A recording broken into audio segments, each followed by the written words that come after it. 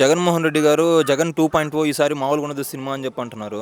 వీళ్ళేమో కూటమి ప్రభుత్వం వాళ్ళేమో కుర్చీలు మడత పెడతాం, రెడ్ బుక్‌లు అని చెప్పి అన్నారు. ఇయన్నీ అసలు అవసరం అంటారా మనకి రాజకీయాల్లో? ఇలాంటివి చర్యలు అవసరం అంటారా? నాకు తెలిసి ఆయన 2.0 అని ఆయన పెట్టడం అనవసరం.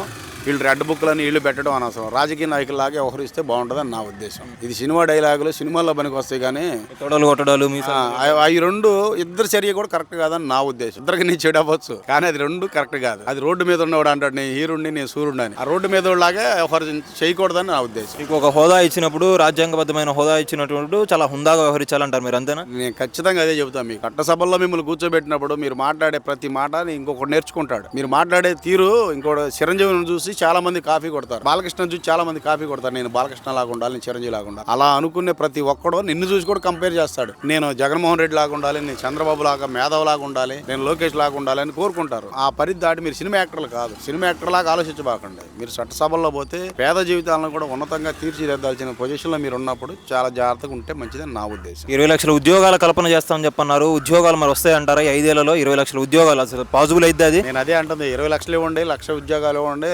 లేకపోతే 2 లక్షలు ఇవ్వండి. ప్రతిదీ నోటిఫికేషన్ ఇవ్వండి. మీకు ఎస్సీలకి ఇచ్చే రిజర్వేషన్ ఎలాగుంటుందో ఈ రాజధాని నిర్మాణానికి భూములు ఇచ్చిన రైతు కూలీలకి 29 గ్రామాల వాళ్ళకి కూడా రిజర్వేషన్ ప్రకటించాడు చంద్రబాబు నాయుడు గారు. దాన్ని మరీ అడుగుతున్నా నేను. ప్రతి సచివాలయంలో నోటీస్ బోర్డు అంటించండి. ఇప్పుడు జగన్ అప్పుడు వాలంటీర్లు ఉండేవాళ్ళు కదా, ఇప్పుడు వాలంటీర్లు లేరు. వాళ్ళు లేకపోయినా కానీ పనులు సాఫీగానే జరుగుతున్నాయా, లేకపోతే వాళ్ళ అవసరం ఉందా? సాఫీగా జరగట్లేదండి. ఎందుకు జరగట్లేదంటే ఇంటికి యజమాని వాడు ఎన్ని బాధలు పడతారో ఇంట్లో భార్యకి తెలియదు, పిల్లలకు తెలియదు. నాకు వస్తా మామిడికి దే, నాకు అరటి పండ్లు దే, నాకు స్వీట్లు దే అంటే తీసుకొస్తాడు తండ్రి. వాడు ఎక్కడ తెస్తున్నాడో డబ్బులు వీళ్ళకి తెలియదు, వీళ్ళు కోరుకుంటారు. అలాగే సచివాలయం ఉద్యోగస్తులు వాలంటీర్లు ఇంటికి వచ్చి అన్నీ ఇస్తున్నప్పుడు మేము కూడా ఏంటంటే ఇంట్లో పిల్లల్లాగా మేము బిహేవ్ చేస్తున్నాం. అది వాళ్ళు తీసుకొచ్చేస్తున్నారు, మేము పోయి తెచ్చుకోవట్లేదు. అలాగే అనేది కరెక్ట్ కాదు. పక్షులు కూడా ఆహారం కోసం వెళ్ళిపోతాయండి, ఇంట్లో గూట్లో కూర్చోవయి. అది అట్లా ఇవ్వడం కరెక్ట్ కాదని నా ఉద్దేశం. అంటే వాలంటీర్ వ్యవస్థ వద్దంటారు? అది అవసరం లేదు. లిమిటెడ్గా ఎంతమంది ఉండాలో అంతమందిని పెట్టేసి మిగతా వాళ్ళకి ఇంకా వేరే కంపెనీలు తీసుకొచ్చి దాంట్లో ఉపాధి కల్పించండి, అది బెటర్.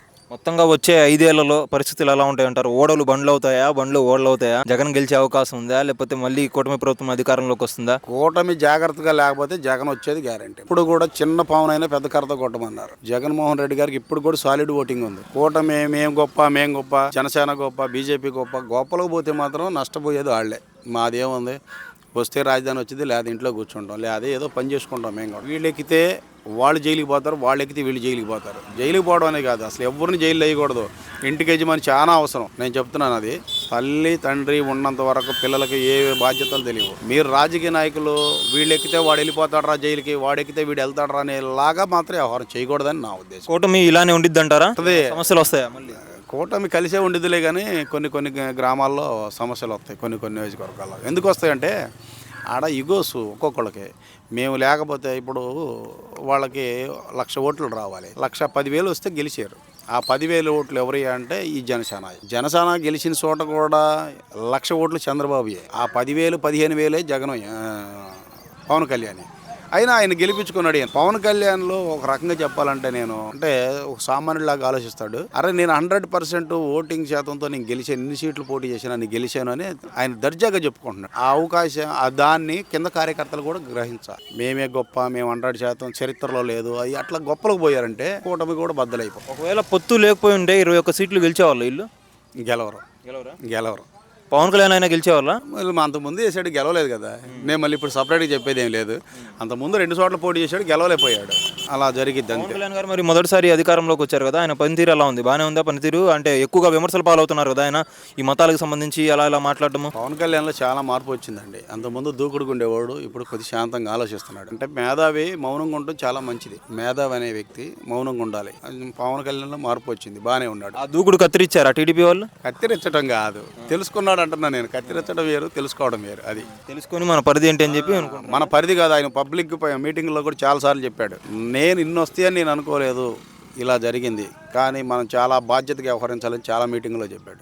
పవన్ కళ్యాణ్లో అది చెప్పుకో. వైసీపీ వాళ్ళు మళ్ళీ జనసేన పోయి అక్కడ క్యాంపులు కడుతున్నారు కదా, అది ఎలా చూడొచ్చు అంటారు? నేను అది చెప్పింది అదే.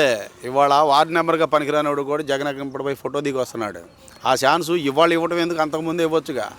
నువ్వు పబ్లిక్లోకి రావాలి కదా. జగన్మోహన్ రెడ్డి గారు ఇంట్లో కూర్చొని బటన్ నొక్కాను మీ అకౌంట్లో డబ్బులు పడినాయి అంటే, ఇప్పుడు అంతకుముందు కూడా ఫంక్షన్లు ఇచ్చే తీరు ఉంది, ఇప్పుడు కూడా ఉంది. అది కాకపోతే మీరేం చెప్పారంటే అప్పుడు జరిగిన వాటిలో మీరు బటన్ నొక్కేసి అకౌంట్లో పంపించాడు, బటన్ నొక్కి అకౌంట్లో పంపించారు. ఇప్పుడు బై హ్యాండ్ ఇస్తున్నారు. అయితే తేడా ఏం లేదు. ఈ సూపర్ సిక్స్ అమలు అవుతాయా మరి? సూపర్ సిక్స్లో రేపు బస్సులు కూడా వదులుతున్నామని చెప్తున్నాడు కదా. బస్సుల వల్ల నష్టాలు ఉన్నాయా లాభాలు ఉన్నాయా? నష్టాలే ఉండి బస్సు ఎందుకు ఇవ్వాలంటే వాళ్ళకి ఫ్రీగా అన్ని ఫ్రీగా ఇస్తే, నేను చెప్పింది అదే, ఎవరికైనా ఇంటికి తీసుకొచ్చి నోట్లో పెట్టకూడదు, నోట్లో నోటికి అందించకూడదు సార్. ఎవరికైనా సరే కష్టపడి తెచ్చుకోరు. పక్షులే వెళ్తున్నాయి, ఇక్కడున్న గూట్లో ఉన్న పక్షులు ఎగిరిపోయి బయటికి వెళ్ళిపోయి ఆహారం తెచ్చుకొని తిని ఇంటికి వస్తున్నాయి.